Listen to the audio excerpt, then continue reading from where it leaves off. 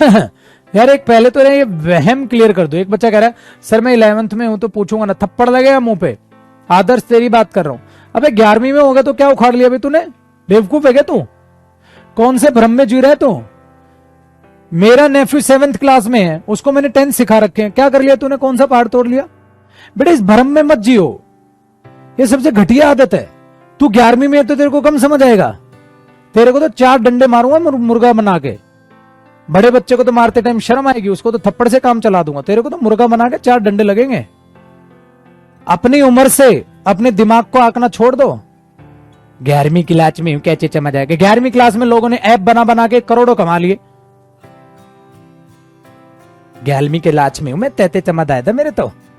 11वीं क्लास में लोगों ने पता नहीं कहां कहां तक पहुंच गए। उनसे कंपैरिजन कर लेना फिर। 12वीं तलात में हूं तल मैं, 12वीं तलात में हूं मैं, पता नहीं क्या कर लेगा तू। कोई भी ध्यान से सुन लो, स्कूल वालों को तो मैं और बुरे तरीके से डांटता हूं, बाकी बड़े बच्चों को तो चल जाएगा, वो समझदार हैं। अगर कोई छोटा कम पढ़ रहा है और वो इसका बहाना ले रहा है कि मैं छोटी क्लास में हूं तो मेरे को सुर कम तमद आएगा ना, तो मैं दादा पूछूंगा। दादा थप्पड़ खाएगा तू? कम समझ क्यों आएगा? दिमाग होना चाहिए, और दिमाग उम्र के हिसाब से नहीं आता है, दिमाग अपनी नीयत के हिसाब से आता है। फिर तो कर ले कंपैरिजन। मैं अभी अपने नेफ्यू को बुला देता हूं and he will start talking in English, but you can not speak English. Then you will say I'm in the 11th class, I cannot speak English, and I'm going to say he's in 7th class. How's that possible? एज देख के ज्ञान आता है बेवकूफ, as देख के ज्ञान नहीं आता। ठीक है, एज देख के ज्ञान नहीं आता। 11वीं क्लास में वो कारनामे किए होंगे। यहाँ बच्चों ने अभी लिखवाने लग गया ना, कमेंट्स में अपने कारनामे बता देंगे। 11वीं क्लास में सर मैंने ये जीत लिया था, मैंने ये कर लिया था। तो कोई पहाड़ नहीं तोड़ रहा है यहाँ पर कोई भी बच्चा बैठा हुआ। बेटा याद रखिएगा, कोई भी बच्चा जो यहां बैठा हुआ है वो अपने आप में फन्नेखा बनने की कोशिश करे। इन बातों को छोड़ दो मेरे बच्चे, छोड़ दो। दिमाग और उम्र का कोई नाता नहीं है। मुझसे एक बच्चा पूछता है कि सर मैं इवन 10वीं क्लास में हूं, सर आपके इंग्लिश का बैच ले लूं? मैंने बोला बेटा सीखना है? हाँ सीख ले, फिर सीखना है तो आजा। और दूसरा सबसे बड़ा चमत्कार हुआ था जब एक 10th क्लास पास की बच्चे ने, हाँ वो IAS की कोचिंग लेने बैठा हुआ था। उसका क्या करोगे आप? आज के टाइम में 10वीं के बाद बच्चा टारगेट रखता है, क्या करेगा पुत्र, और वो सीरियस चेहरे से कह रहा होता है, कहता है यूपीएससी की तैयारी करूंगा, यूपीएससी की तैयारी करूंगा। और तो यहां इंग्लिश पढ़ के कौन सा पहाड़ तोड़ लिया तूने? इंग्लिश ही तो है, इंग्लिश की कोई औकात नहीं बेटा, मैथ्स की औकात है। मैथ्स अच्छा सब्जेक्ट है। जीएस की औकात है, जीएस में देखो ना कितने बड़े बड़े फैक्ट्स हैं, कितना सिलेबस है। रीजनिंग की और इंग्लिश की कोई औकात नहीं है भाई। हाँ मैटर करती है अगर सिलेक्शन चाहिए, बट औकात नहीं है बेटा सीखने में। मैथ सीखने में दम लगता है, कॉन्सेप्ट्स होते हैं, गहराई में होते हैं। एक क्वेश्चन को कितना ज्यादा घुमाया जा सकता है। यहां इनको घुमाओ ना, क्या घुमाओगे? इनका फिक्स है चीजें, थोड़ा सा सीखा बस, इसमें से क्या क्वेश्चन घुमाएगा तू? क्या क्वेश्चन घुमाएगा? समझ आ रहा है बेटा? तो इसलिए कोई भी बच्चा, और बड़ों को तो और भी, बड़ों के लिए ये डाटा मेरे भाई, आपकी उम्र तो इतनी है, एक ही बार में समझ लिया करो। ठीक है, डन है, पक्का जी, बढ़े आगे।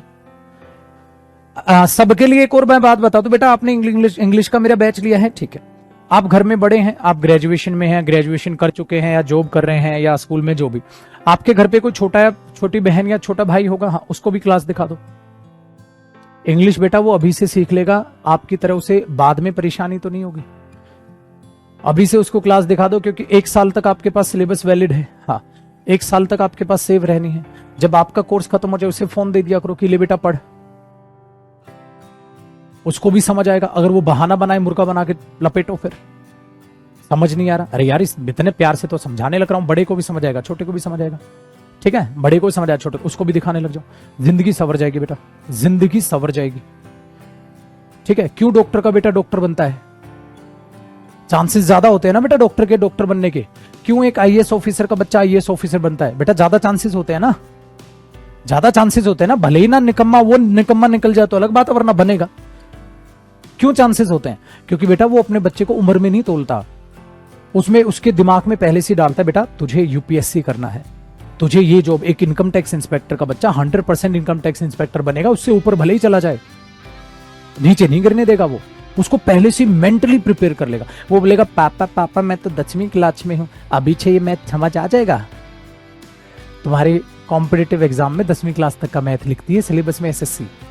एसएससी क्या कहती है, और यूपीएससी का तो और डामाडोल है। यूपीएससी तो ये कहती है एनसीईआरटी की दे रहे हम तो जीएस, कर लो क्या कर लोगे। इसका मतलब तुम जा चुके हो कॉलेज में और तुम ना 6ठी क्लास की ना एनसीईआरटी खोल के पढ़ रहे होते हो। तो वो जो इनकम टैक्स इंस्पेक्टर होता है या यूपीएससी एक कैंडिडेट होता है जो जॉब पर होता है, ठीक है, वो ऑफिसर अपने बच्चे को बोलता है बेटा ये 6ठी क्लास की किताब है ना, हाँ बेटा इसको ध्यान से पढ़ लियो, तेरी टीचर नहीं पढ़ाएगी। क्यों? क्योंकि पुत्र यही तुझे दोबारा भी पढ़ना है। बोलेगा हाँ पापा आपने भी पढ़ा था, कहता हाँ बेटा। बच्चे के दिमाग में पहले से डल जाते, ठीक है भाई मुझे 6th क्लास में 90% लेके कुछ नहीं उखाड़ना, मुझे ये किताब भी सीखनी है। तो उसकी मेंटली प्रिपेयर हो जाता है। अब कोई बच्चा अगर बेसिक बता रहा होगा और मैं पहले से कान में डाल दूं बेटा ये आगे भी काम आएगा, तो बच्चा ध्यान से पढ़ेगा। हाँ टेंस के टाइप्स ध्यान से पढ़ लेता हूं, आगे जब सर कराएंगे तो रिवाइज हो जाएगा। ये बेटा 4th क्लास का है, ये कौन सा ग्रेजुएशन का है। तो ऐसी बात ग्रेजुएशन का तो अब आएगा, आगे दे समझ, इसलिए वो चीज दिमाग में रखना आप, ठीक है।